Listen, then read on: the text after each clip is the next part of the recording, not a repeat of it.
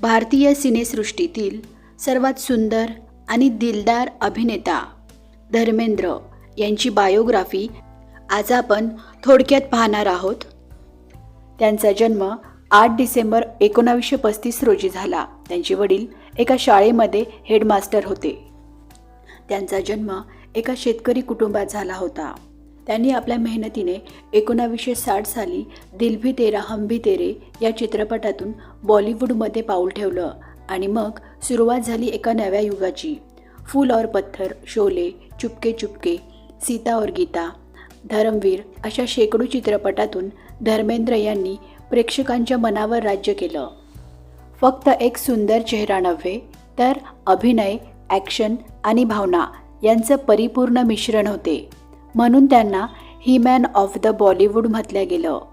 त्यांची जोडी हेमा मालिनीसोबत सिनेमात आणि आयुष्यातही हिट ठरली.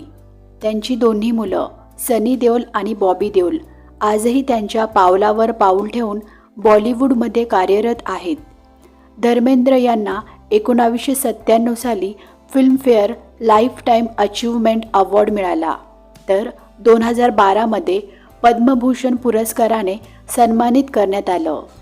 पुरस्कार Filmfare best actor nomination Sholay, Filmfare lifetime achievement award 1997मध्ये, पद्मभूषण अवॉर्ड 2012 साली, नॅशनल फिल्म अवॉर्ड सिनेसृष्टीतील आजीवन योगदानासाठी सन्मानित. त्यांनी 300हून अधिक चित्रपटात काम केलेलं असून त्यांचा शोले हा चित्रपट आजही भारतीय सिनेसृष्टीचा एक सुवर्ण अध्याय मानला जातो. वीरू ही भूमिका कुणीही विसरू शकत नाही.